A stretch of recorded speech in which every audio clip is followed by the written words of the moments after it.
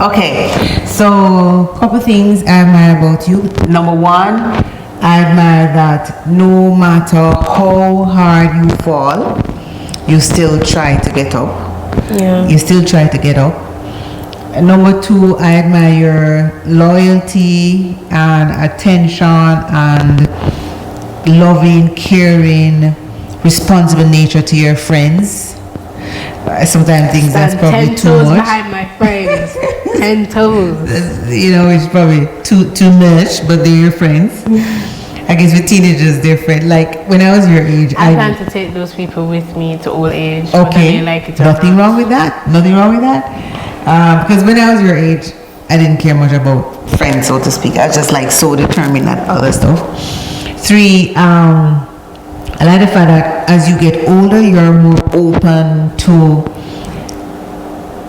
new things, right? The fact that now you started to cook a little bit. You know, you're trying to change your eating habits. You're becoming yourself. And the other thing is that I'm very impressed at how you have managed the relationship with your stepfather. You're very diplomatic. I work so hard. I see that. I see that. You're like such a diplomat, and you give him the respect, and it's like it's really a beautiful thing to watch. Although I know sometimes you just want to like spaz out, but you're like, let me not spaz out because I'm gonna hear about it. And that's very beautiful to watch. The figuring out traveling the world alone, like I'll say, you know, get a ticket. Mommy, you're not coming with me. I'm like, no. Yeah, it's not happening. You live in Cyprus. I've never been to Cyprus. I mean, that's way too far to follow you. It's a lot of travel. Like people are taking their kids to college and they're traveling with them. I'm like, God, Cyprus is too far for me to follow you to college. She's never been that type of person. Like, I'm going to come and visit you one of these days, but I'm going to book myself in a luxurious hotel and come to your school and say hi and go back to my hotel. She's never gonna But you get up and you go through airports and you find where you're going and planes leave you and you rebook flights. It happened once, okay? Twice.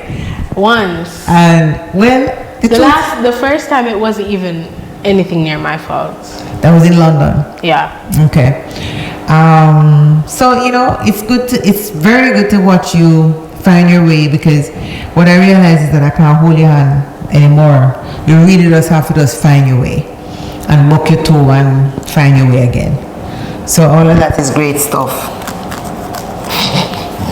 I just thought of a joke, sorry. It's like that thing on TikTok where it's like, my toe not buck again. There you Not go. happen again. But some things about my mom that I wish to have. Oh, I'm slightly implementing planning, but like, okay, in the couple weeks I've been back, I'm like, I need to see this friend, I need to do this thing, I need to do that thing. I had like 10 things I needed to do on that list. I've achieved 8 out of the 10 so far, and I'm very satisfied with that, because normally I don't achieve any of them, but I decided to put it down that, hey, these need to be done for me to feel a sense of fulfillment in myself, to know that I did something with my life in this period that is cram time, because it was like back and forth.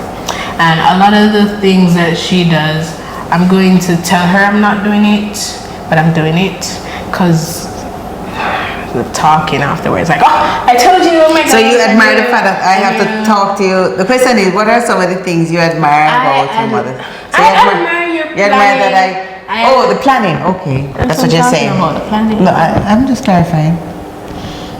You admire my I planning. admire how she's able to look past her feelings towards a person and still be able to hold a conversation and have a professional relationship with them, because I struggle with doing that, because I'm always thinking about the past So I guess I just look up to her in that sense on how to be like a diplomat in a sense. Like diplomatic with some certain things, because I keep letting my emotions guide me too much. So in a sense, she keeps me solid in the fact that this is reality. Your feelings are not in control. You have to be. And you see, I don't think no matter if people can do the worst thing to me, and I don't take it personally, because I feel like if you do something awful, like that's your choice. Like that doesn't have anything to do with me. So I don't own people's awfulness, even if it's coming towards me. I just make sure that I am respectful and not awful to them. You know what I mean? So it's easy to have a conversation with anybody because I don't take them personally.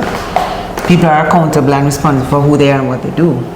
Yeah. So it's like you show me that you separate yourself from the negativity of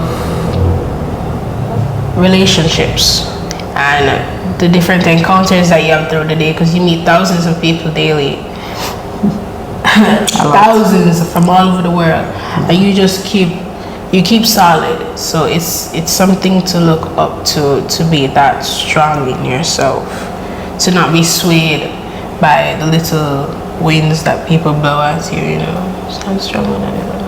Okay, good. Alright, Thumbs. Thumbs. Okay, Mama. Did we answer your question, Corey? Alright, cool. Is that the only question? Okay. So